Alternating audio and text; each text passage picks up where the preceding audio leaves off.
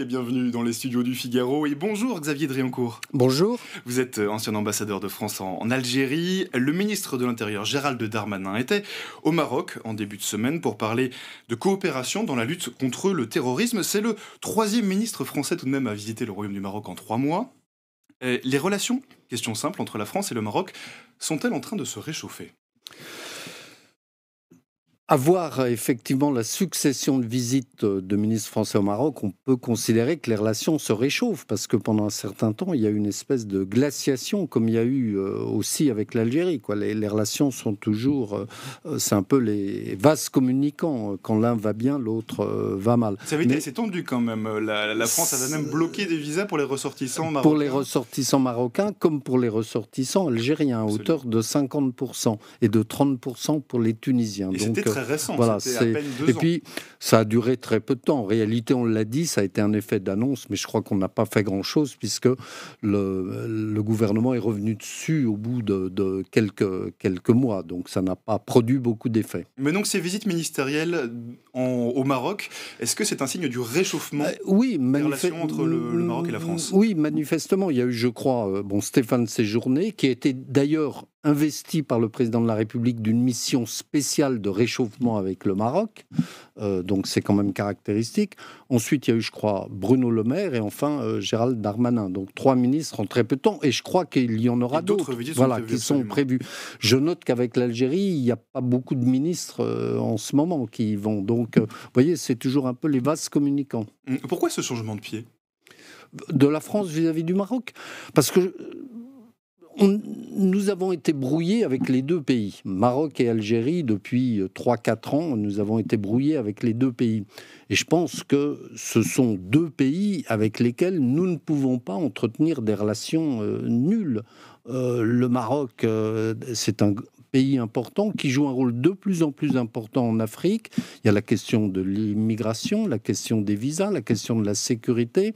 Donc c'est un pays très important. Et l'Algérie, il y a la question de l'immigration également qui est importante aussi. Donc, ceci dit, Xavier Driancourt, depuis son élection en 2017, Emmanuel Macron avait, semble-t-il, plutôt privilégié les relations avec l'Algérie qu'avec le Maroc. Oui, de façon assez nette. Tout à fait. De manière très nette, et le Maroc avait boudé en quelque sorte, et il n'y avait pas eu de réchauffement avec le Maroc, il y avait même eu au contraire une glaciation.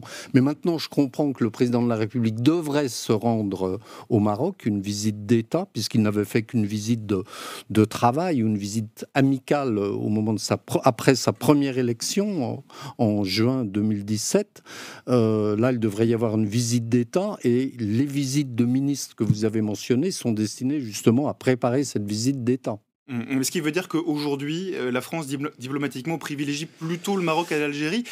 De nouveau, je vous repose la question, qu'est-ce qui peut expliquer ce changement de pied diplomatique ? C'est pas aussi net que ça. Je crois qu'on a davantage d'intérêt avec le Maroc, ne serait-ce que d'intérêt sur le plan économique, alors qu'avec l'Algérie, nos intérêts sont extrêmement limités. Les Algériens ont choisi la Chine, la Turquie, l'Allemagne au détriment de la France.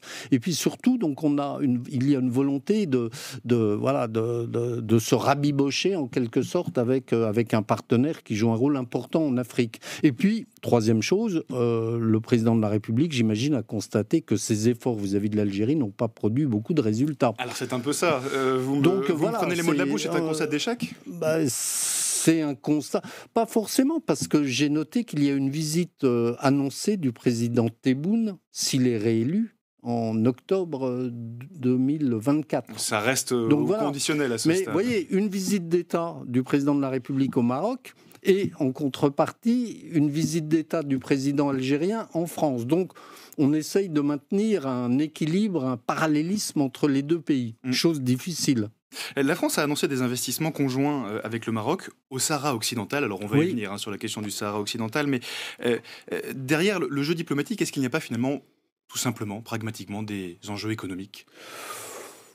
Oui, mais... C'est un peu simpliste de dire ça ? C'est réducteur, parce que je crois qu'avec ces deux pays, nos intérêts globaux l'emportent sur les intérêts économiques. Alors pour le Maroc, effectivement, il y a beaucoup d'investissements français au Maroc. Il y a eu le cas de Renault, l'usine Renault à Tanger, par exemple. Il y a eu le TGV Casablanca. Mais nos intérêts avec ces deux pays, ils dépassent les questions économiques. Encore une fois, ce sont les questions de sécurité en Méditerranée, les questions de sécurité tout court sur le territoire français, les questions migratoires, les questions mémorielles pour l'Algérie, le Sahel. Donc, vous voyez, il y a tous les ans, et puis les questions économiques, évidemment, mais c'est pas uniquement des considérations économiques. Alors la France se rapproche du Maroc, ça fâche énormément l'Algérie. Pour bien poser les choses, entre le Maroc et l'Algérie, il y a plusieurs sujets de discorde, notamment la région du Sahara occidental. Oui, tout à fait. Pour quelle raison? Parce que le Maroc avait son territoire, l'État du Maroc. Quand il y a eu la décolonisation du Sahara espagnol en 1975, il y a eu, vous vous en souvenez, la marche verte des Marocains vers le Maroc pour conquérir le Sahara occidental. Et pour l'Algérie, d'une part, c'est un accès à l'océan Atlantique, et d'autre part, l'Algérie fait un dogme des frontières issues de la décolonisation. Et pour les Algériens, le Maroc issu de la décolonisation, c'est le Maroc marocain. Et le Sahara occidental aurait dû être, à leurs yeux, une république sahraoui. Et d'ailleurs, il y a à Alger une ambassade de la république sahraoui. Ça doit être un des seuls pays dans lesquels il y a un ambassadeur de la république sahraoui. Mais Alger est attaché au concept de frontières issues de la décolonisation, intangibilité des frontières. Alors justement, vous parlez de l'Algérie. La France a une histoire compliquée avec l'Algérie. Vous avez été ambassadeur à Alger durant 7 années en tout, en 2 parties. Est-ce que, en 2 séjours plutôt, est-ce que le souvenir de cette histoire est toujours vivace? Le séjour est toujours vivace, mais ce souvenir, pardon, pas ce séjour, ce souvenir. Le souvenir de votre séjour est toujours vivace aussi, j'imagine. Ce souvenir est toujours vivace, mais il est clairement instrumentalisé par le gouvernement algérien, qui fait monter les enchères à chaque fois. Et il faut reconnaître que le président Macron a fait beaucoup de choses, beaucoup d'avancées sur la question mémorielle, sur la décolonisation, la colonisation, la décolonisation. Son voyage à Alger et à Oran, il y a 2 ans, à l'été 2022, il y a eu un communiqué commun, une déclaration d'Alger qui a été signée à la fin, dans laquelle nous avons noté tout un certain nombre d'avancées du côté français, mais il n'y a rien eu en retour du côté algérien. C'est ça le problème.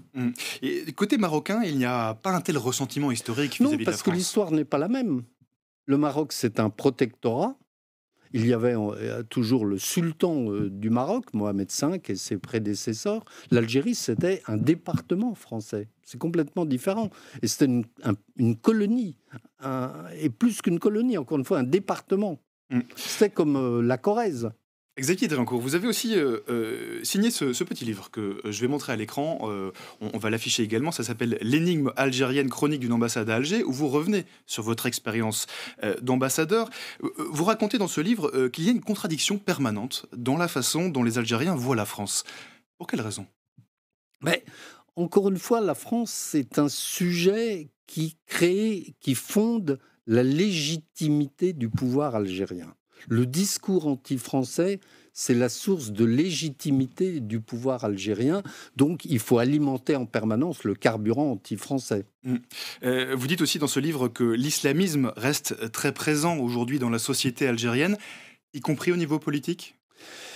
Y compris au niveau politique. L'islamisme est une référence importante. Il y a 3 jours, un communiqué de l'agence officielle algérienne disant qu'il fallait promouvoir une diplomatie religieuse de l'Algérie. Qu'est-ce que ça veut dire, une diplomatie religieuse? Je me demande aussi, une diplomatie religieuse, ça veut dire que l'islam relaye la politique étrangère algérienne. Et on voit en France, par exemple, le rôle joué par la Grande Mosquée de Paris et par le recteur de la Mosquée de Paris. C'est une forme de diplomatie religieuse, c'est une forme d'influence de l'Algérie.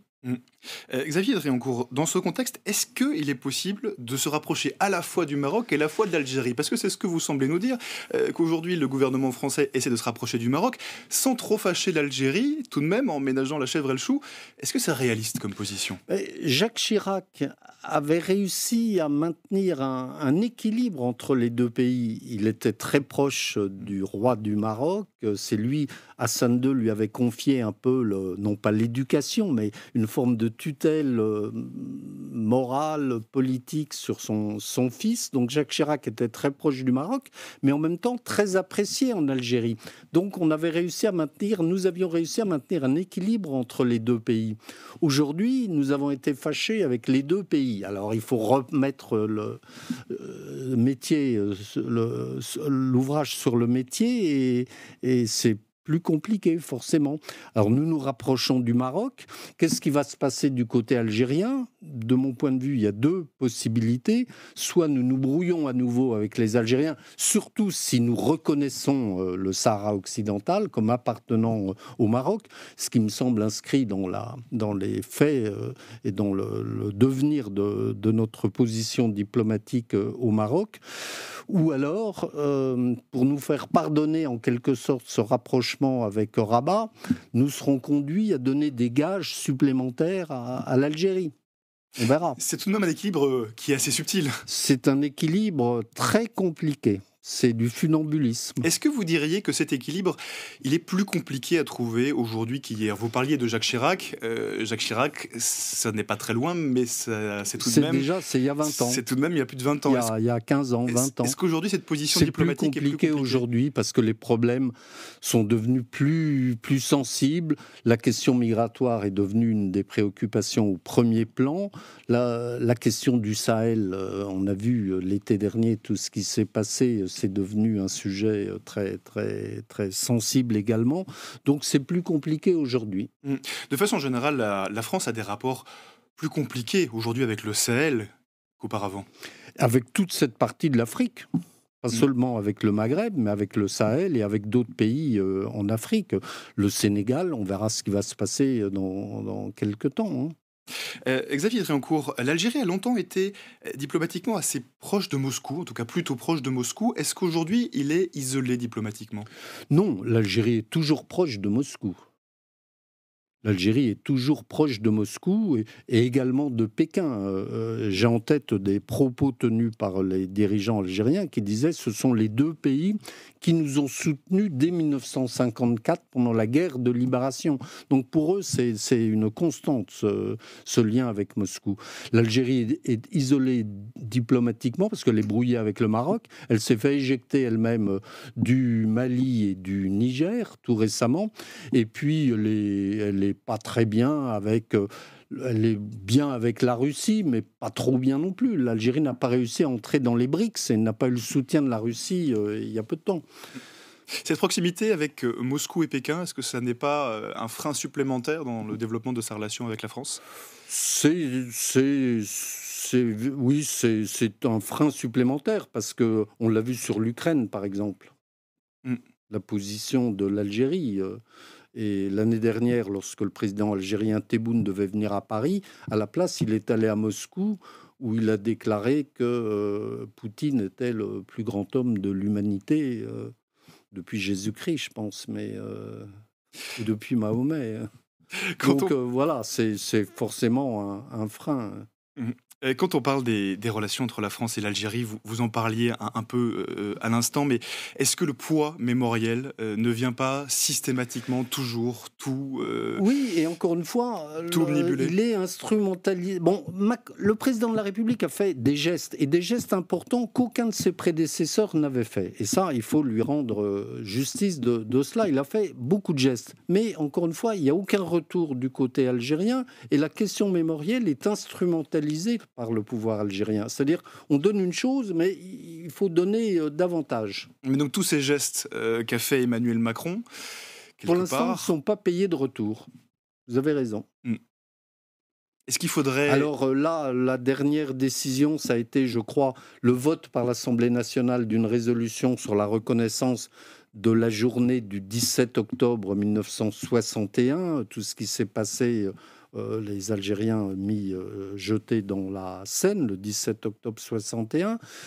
Donc, est-ce qu'on va encore reprendre ça à notre compte au plan diplomatique ? Est-ce qu'on va encore est-ce que les Algériens vont encore nous demander autre chose ? Ils demandent, eux, de la repentance, alors que nous disons la reconnaissance des faits, ça suffit. Pour vous, Xavier Driancourt, enfin...